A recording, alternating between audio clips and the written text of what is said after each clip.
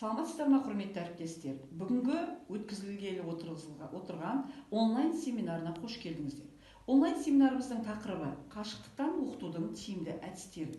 Өздеріңіз білесіздер, қазіргі уақытта Қазақстан Республикасында балаларды оқыту қашықтықтан оқыту негізінде жүзеге асырылып жатыр. Олай болса, қашықтықтан оқыту бұл ақпараттық құралдар және ғылыми негізделген тәсілдер арқылы білім алу формасы болып табылады.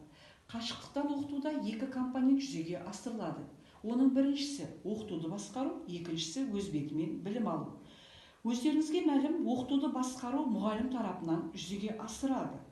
Ал өз бетімен білім алу бұл үйде отырған өздеріңіздің оқушыларыңыз. Әрине олар сіздің беріп жатқан білімдеріңізді, сіздің ұйымдастырып жатқан оқытуыңызбен өз бетінше жұмыс жасауға дағдылана түседі. Қашықтықтан оқытудың екі негізгі оларды бөлуге болады. Біріншіден техникалық және дидактикалық.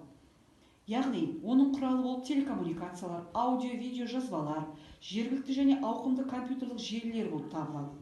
Оқушылар қашықтықтан оқу арқылы өз білімдерін жетілдіре алады. Ақпарат жүйелерін пайдалану мүмкіндігі арта түседі. Себебі олар сіздің берілген тапсырмаларыңыздың негізінде өзіне қажетті қосымша әдебиеттер, ресурстармен, дереккөздермен, оқу кітаптарын іздеумен, бақылаумен, тест тапсырмаларын орындаумен, сонымен қатар жаратылыстану пәндерінің ерекшелігі лабораториялық зертханалық жұмыстарды виртуалды түрде, визуалды түрде көру арқылы түрлі бағытта беріліп жатқан сұрақтарға да жауаптар бере алады. Сонымен қатар олар дайын өздерінің ұсынған баяндамаларын, жобаларын сіздерге өз почталарыңызға жіберіп, тапсырманы қаншалықты орындағанын көрсете алады. Осы тұста қашықтан оқыту негізінде оқушының танымдық қабілеті арта түседі, шығармашылық потенциалы дамиды. Сондықтан да сіздер қандай да бір теориялық білімді балаларға берген кезде оны өлшеу үшін, сол күнгі оқу мақсатына әр оқушының қаншалықты жеткендігін, қаншалықты оқу жетістігі алға жылжып жатыр, соның барлығын білу үшін сіз тапсырмаларды дидактикалық түрлендіріп берулеріңіз қажет. Себебі оқушының қызығушылығын төмендетіп алмауымыз қажет. Егер де беріліп жатқан білім тек қана бір оқулықтың аясында параграфты оқып қана сұрақтармен ғана жауаппен шектелетін болса, әрине балалардың қызығушылығын, өз бетінше жұмыс жасау дағдысын төмендетіп аламыз.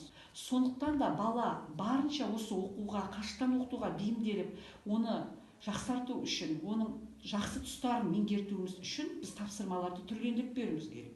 Соның ішінде кеңейтілген тапсырмалар, құзырлық тапсырмалар, логикалық тапсырмалар, танымдық тапсырмалар, алгоритмдік тапсырмалар ретінде берулеріңізге болады. Сол кезде осы тапсырмаларды орындау барысында сіз баланы емес, баланың орындаған жұмысына жазбаша кері байланыс берулеріңізге болады. Себебі өздеріңіз білесіздер, зерттеуші ғалым Джон Хеттидің зерттеулерінде тиімді ауызша және жазбаша кері байланыс түрлері айтылған болатын. Қазіргі уақытта сыныптық деңгейде балалар оқып отырған жоқ, жеке оқып жатыр әрқайсысы үйден. Сондықтан да сіз оларға жазбаша кері байланысты бергендеріңіз жөн. Яғни, олардың жұмысына жазбаша кері байланысты берерде алдымен жұмысының жақсы тұстарына мән беріп позитивті комментарийлер ұсынасыз.